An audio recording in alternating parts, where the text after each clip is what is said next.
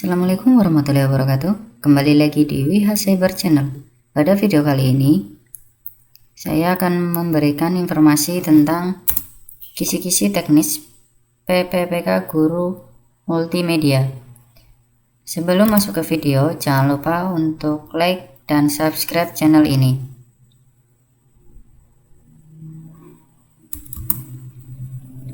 Langsung saja, untuk kisi-kisi yang pertama, ini berdasarkan dari FR yang saya dapatkan dari rekan saya yang mengikuti tes untuk guru multimedia. Jadi kisi-kisi yang pertama adalah tentang macam-macam pensil berdasarkan tingkat kekerasannya.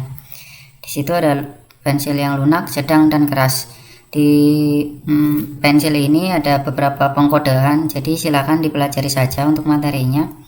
Ada pensil seperti 2B, 3B, 4B, ada pensil HB, F, 2H, 3H.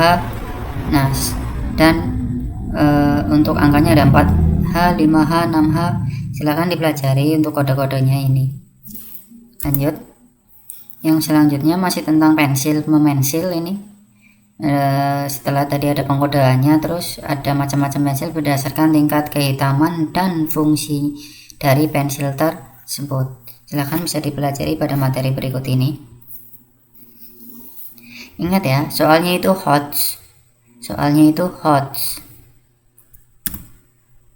Nah, untuk software desain grafisnya, menurut FR yang saya dapatkan itu ada AI atau Adobe Illustrator dan Adobe InDesign. Untuk kasusnya ditanyakan tentang cara memotong objek, fungsi grid, fungsi anchor point, dan mungkin masih banyak soal yang lain tentang software ini. Silakan nanti bisa dipelajari tentang AI dan InDesign.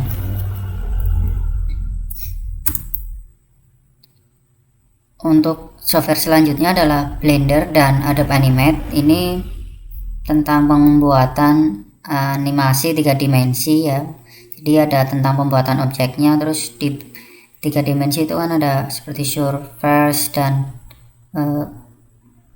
jenis-jenisnya ya, jenis 3D-nya itu apa aja seperti itu. Jadi bisa dipelajari, silakan untuk Blender dan Adobe Animate-nya ya. Selanjutnya adalah teori warna ya. Teori warna di sini saya yakin untuk yang ngajar multimedia pasti sangat paham betul tentang teori warna berikut. Ada CMYK dan RGB begitu. Silakan bisa dipelajari. Contoh kasusnya adalah saat melakukan pencetakan itu biasanya kita milih warnanya apa gitu kan. Biasanya kan kita pilihnya CMYK seperti itu. Terus ada teori warna seperti psikologi warna, tentang psikologi warna, silahkan juga dipelajari saja itu.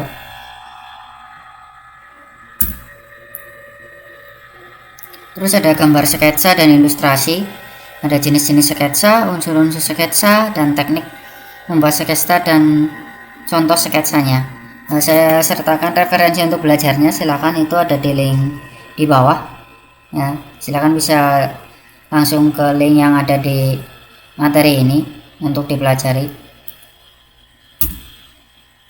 Yang selanjutnya adalah alur proses produksi. Di situ ada pembuatan majalah, pembuatan koran, pembuatan neon box, serta proses sablon manual.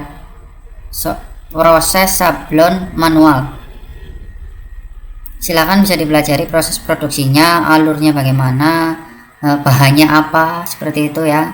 Karena info yang saya dapatkan itu ini pembuatan neon box sama majalah serta sablon manual itu tekniknya bagaimana, cara pembuatannya ya. Jadi cara pembuatannya bagaimana, terus neon box itu bahannya terbuat dari apa sih, seperti itu ya. Jadi silakan nanti dipelajari saja untuk materi tentang alur proses produksi ini.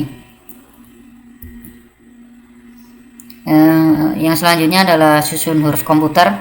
Ada materi tentang jenis huruf atau font ya, biasanya kita menyebutnya di desain grafis. Silakan bisa dilihat saja langsung di video ini. Ada sans serif, script, dekoratif, dan monoscape.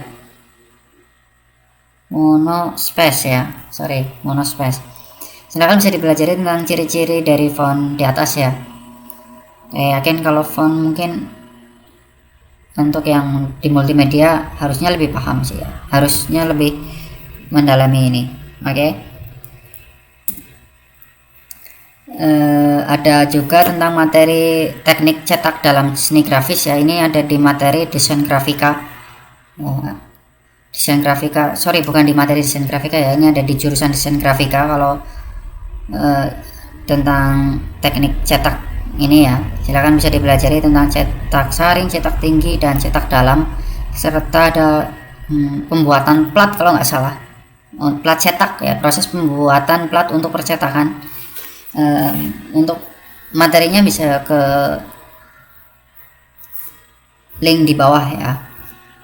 Tuh, saya sertakan referensinya, bisa dipelajari di tersebut, atau ada modulnya sih kalau di desain grafika, bisa cari di Google seperti itu.